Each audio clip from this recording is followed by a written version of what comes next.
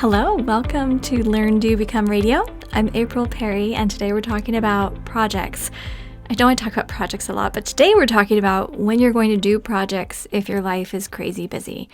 And I just want to acknowledge that if this topic resonates with you, that it most likely means that you are incredibly responsible, compassionate, you have a lot on your plate.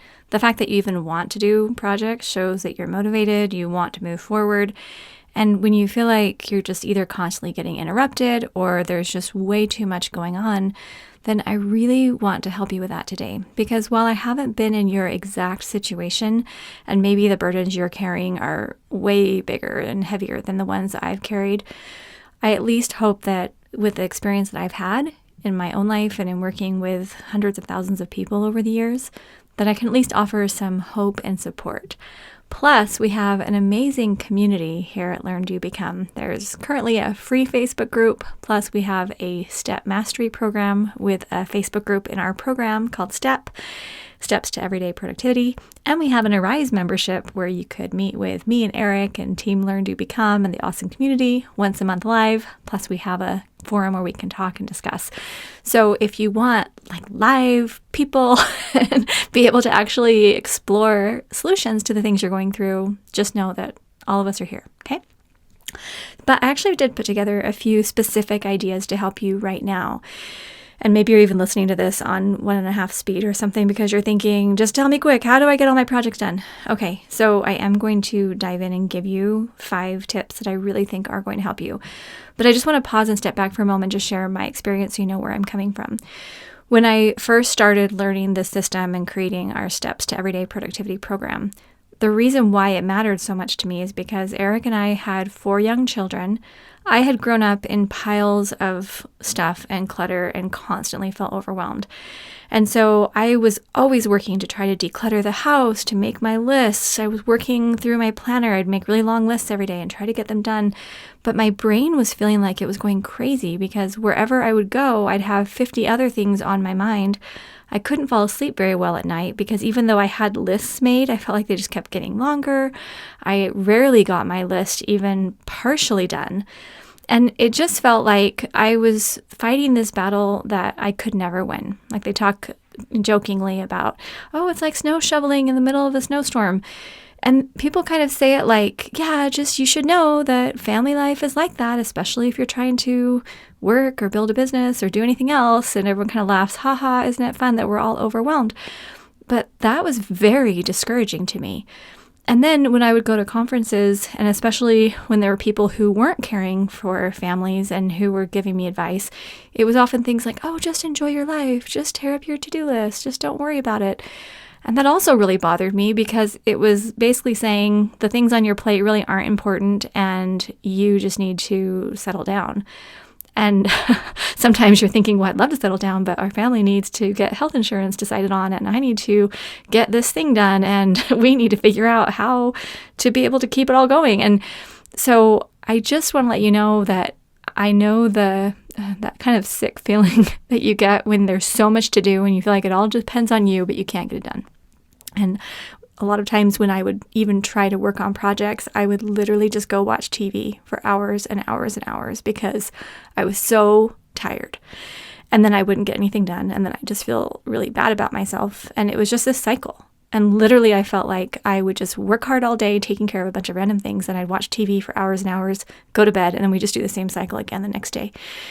Meanwhile, we were just having problems, like trying to figure stuff out, raising a family and taking care of things. And this was, 2008, 2009 when the economy was terrible and Eric had been in real estate. So that was just not awesome. And so anyway, he was trying to reinvent himself. I was trying to reinvent myself. We're trying to work together. And we've talked about this on other podcasts and videos and things. But anyway, it was just incredibly stressful.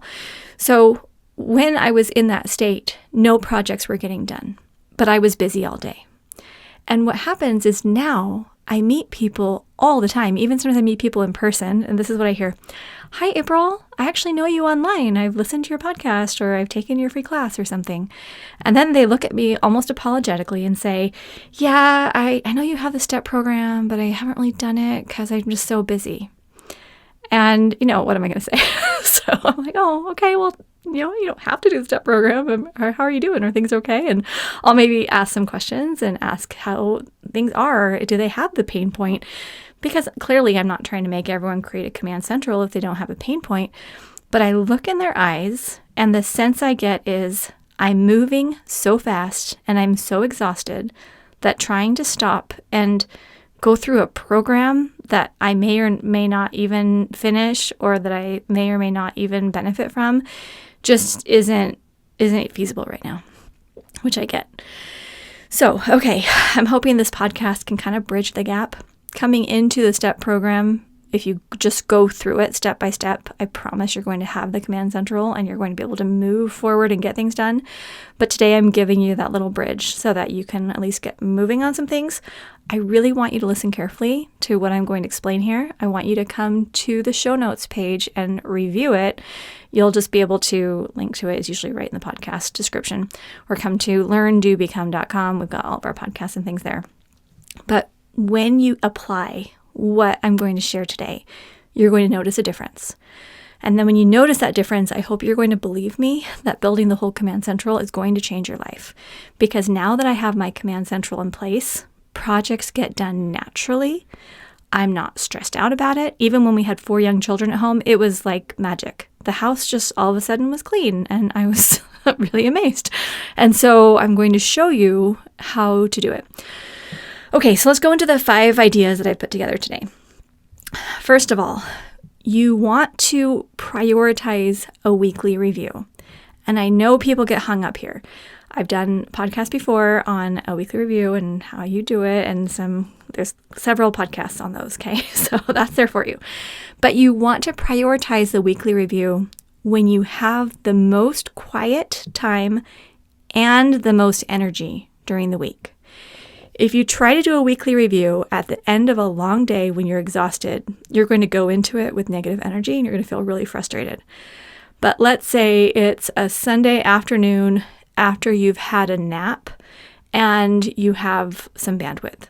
And I'm not speaking to people who only have children. I'm just speaking from my experience that when you're caring for either children or parents or family, it's harder to find quiet time when you have energy. So what I would do is either do it like a Sunday afternoon when I had some time, or I would do something like a Friday morning really early when I got to bed early on Thursday night. So get a really good sleep, get up early before everyone else, protect that time, and do the weekly review. And that is when you're going to actually look ahead at the calendar. You're going to see what you need to prepare. You can maybe even put some meals in, figure out when you're going to be doing some of the family work that needs to be done, figure out your work hours or your volunteer hours or your other commitments that you have. And then you can see some little gaps. Even if they're tiny gaps, you're going to be able to see, okay, if I needed to do some project work, here's kind of where I would be able to do it. Okay, but the next 4 things I'm going to share are going to help with that. But just have a weekly review when you have energy and quiet.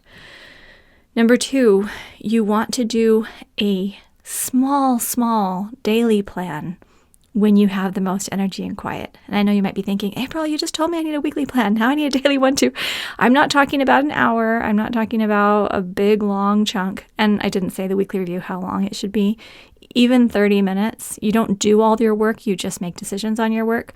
Even 30 minutes of a solid weekly review, it's going to be a game changer for you. The daily plan can be 2 to 5 minutes. I'm not talking a big, long thing. But I either recommend that you do it before anyone else in the house wakes up if you live with other people, or at night before you go to bed. It's okay if you're a little tired, but you want to have enough energy and quiet that you can look at the next day with some amount of optimism, the most optimism that you can muster. And for me, it's usually the morning that works better. So in that daily plan, that's when you're just going to create your day. And we have a podcast about that if you want more, but the essence is that you actually, create a little plan for the day. When are my appointments? What's actually going to be happening? Where are the routines going to fit in? And when am I going to do some of these tasks? But then especially things like, how am I going to take care of myself today with nutrition, my nap or my rest, exercise, how am I going to build relationships? You're looking at yourself as a whole person. How is this day going to be created? And the more I study and the more I learn, and honestly, I've had some life-changing experiences the last few months that really I get excited even just talking about, because I feel like I'm a new person, so much more relaxed than I've ever been. But one of the things I've learned is that if you want to have an amazing future, then you create it.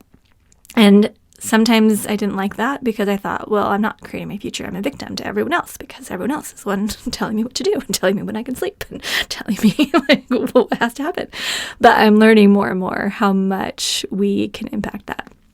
So if you can just do a 2 to 5 minute daily plan and get a little bit of a framework for that day, that's also going to just set you up, because you have to take that initiative. Now, does every day go perfectly? No. But when you plan every week and every day, you start noticing that things just start falling into place. And then you don't feel like a crazy person just running around all the time. You know how that is. Okay.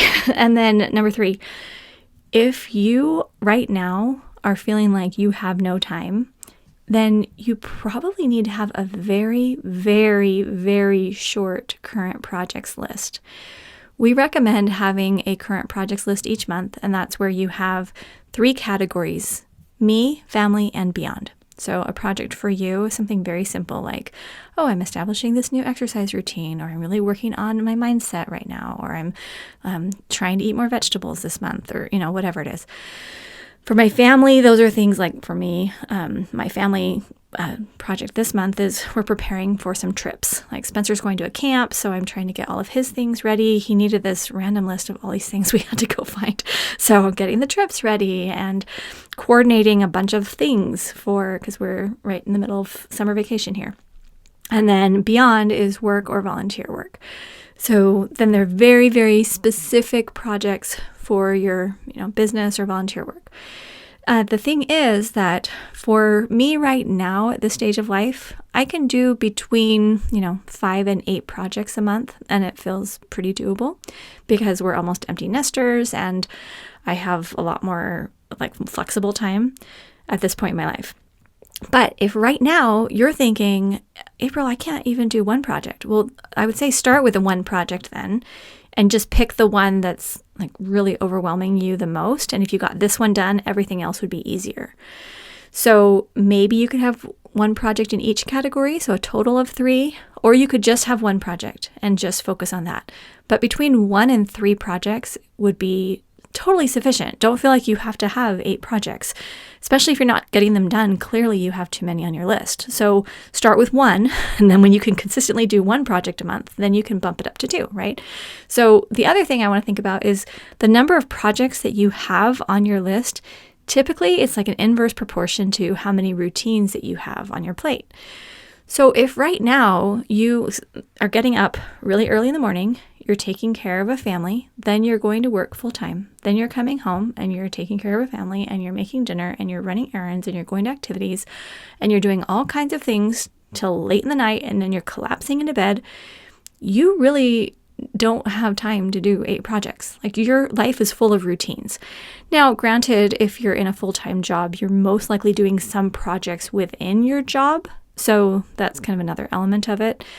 But if you are running morning to night, that's a lot of routine work, typically. If you're doing the same things over and over and over again, your life is full of routines. We have a friend of ours who has a big family and helps manage a restaurant and cleans houses, and their life is just routines. It's so many routines. So then I would think you'd want maybe just one project, and that project would be something that's going to ease your workload. Maybe it would be getting some kind of a certification that could up-level you into a job that would pay more so you don't have to do both jobs, right? Things like that. So I want you to think about all the routines on your plate. And if you have a lot, make your current projects list very, very small. Okay, number 4. This I feel like is the key. It's to have your next actions ready to go on your list. And this is going to be created during your weekly review and perhaps updated or, kind of edited during your daily review. So if you're brand new here, we have a class at learndobecome.com/step. It's called How to Finally Stop Drowning in Piles, and it teaches you about current projects and next actions, so it can go deeper. But for the sake of today's podcast, next actions are 10-minute microbursts. They're very short things that you couldn't procrastinate even if you tried, because they're so specific. Like, call this phone number and ask this question to this company, right? That's very specific. You don't have to discuss it with anyone else. You don't have to go find the number. You don't have to research anything. You just call the number. Or something like, I had a next action on my list this week. Plug the external hard drive into the computer downstairs to see if the hard drive's broken or if my computer is broken, because we had an issue. Turns out it was an issue with my computer, not with the hard drive, which gratefully is the case. But that was a next action. Just plug that in. So it was just very, very simple. But the thing is, when you have these microbursts that take 10 minutes or less, and you can just do them, the next actions list is a weekly list organized by context, or where you are when you're getting it done.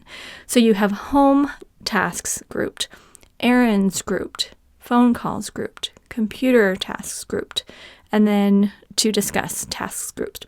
So for example, right now I'm recording this podcast, and then Spencer and I are going to go run errands together. Well, I have on my next actions list 5 different things that I need while we're out running errands. So I'm just going to use that as my errands list, and we're going to go get all of them done. Well, probably 4 of the 5 done tonight. And then the next one I'm going to do tomorrow. But it feels so good because I'm not going to get home and say, oh, I forgot to buy those things. Like, he needs black trash bags to take on this camp out, and I have it there ready, so I know I need to get it. It's just stuff like that. But when you have the next actions all ready to go, that is the differentiator between getting something done and not. So for example, when our children were all really young, and Eric and I, we had this other website we were starting, I've talked about it before, called Husband Hero. It was really fun. Romantic ideas for husbands. And anyway, we had the website, we were working on it and getting it going. But we had all these children during the day. Eric was working full time during the day. We had literally no time to actually sit down and work. So I had my next actions for that project just ready. Like, okay, I'm going to brainstorm what needs to go on this card we're going to use for advertising. That was like in my at-home time. Or one of them was, I'm going to, review this email and send it back to the website designer. That was on the computer tasks.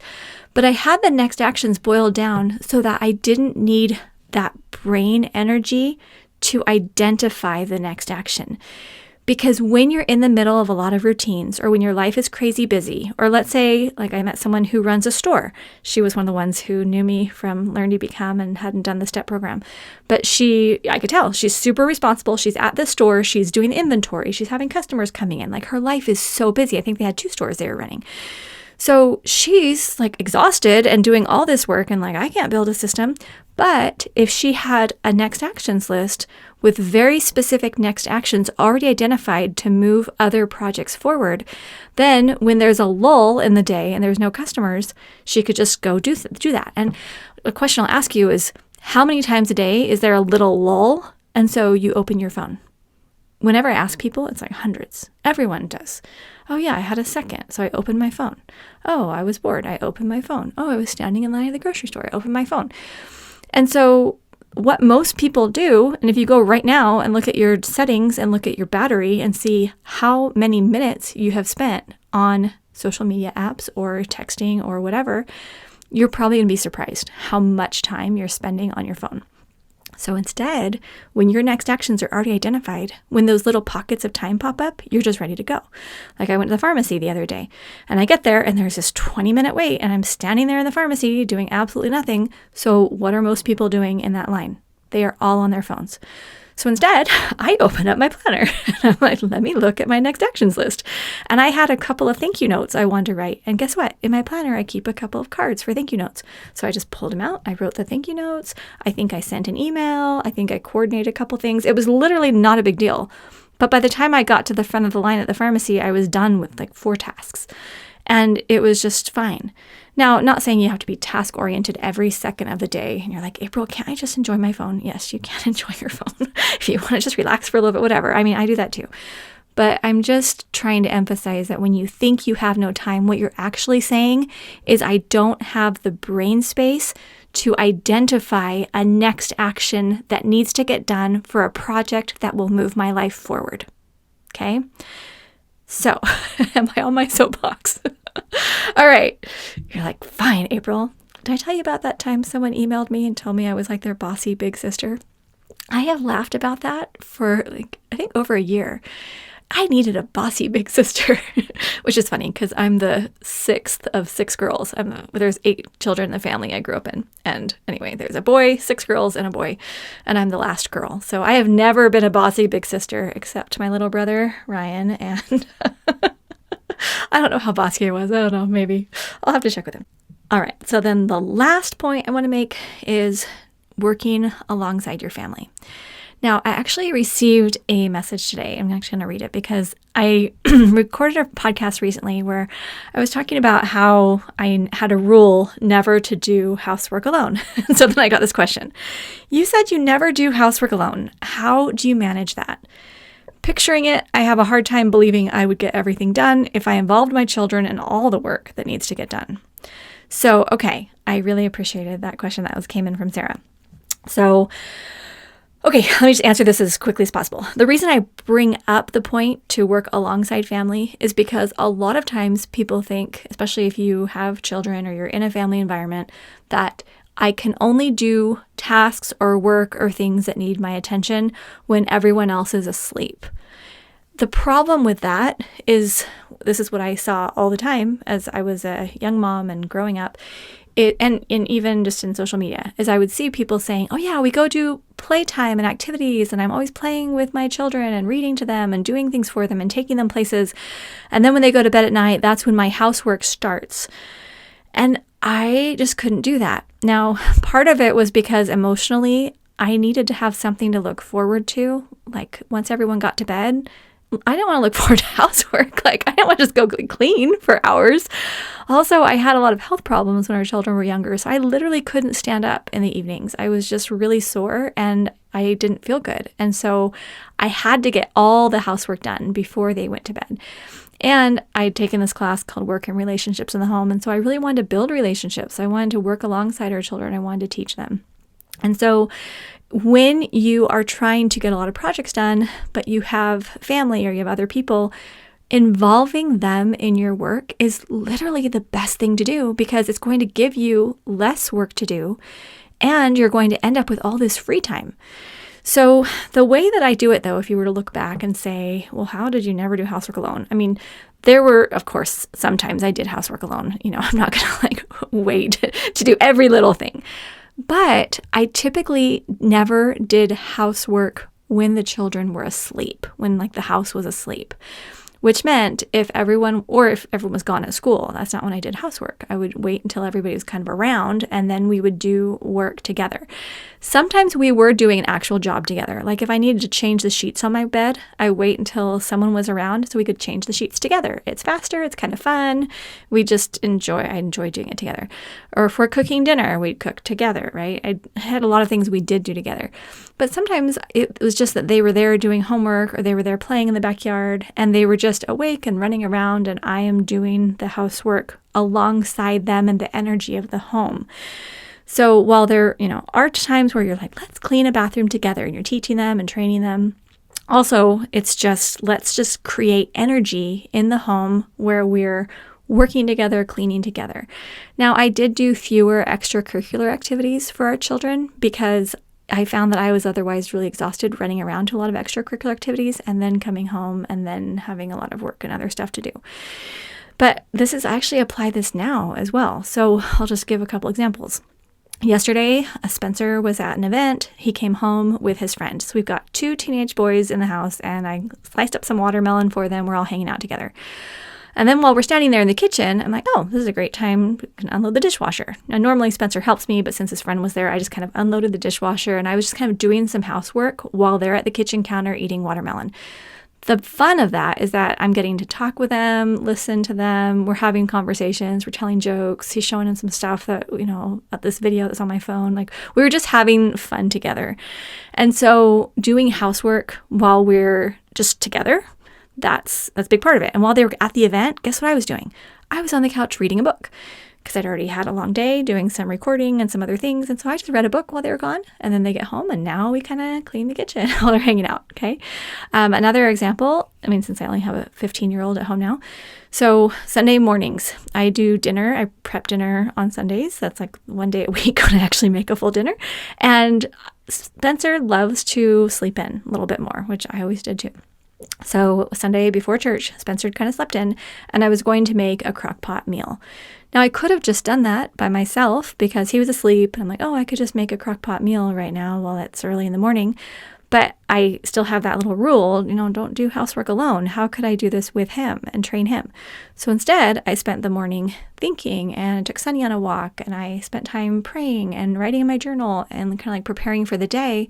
And then when Spencer woke up, then he and I made the crockpot meal together. So he can brown the roast and chop up the onions and potatoes, and I was getting the broth ready and all this stuff. So we're in the kitchen together making the dinner. It probably took 15 minutes or whatever to put together, not that big of a deal.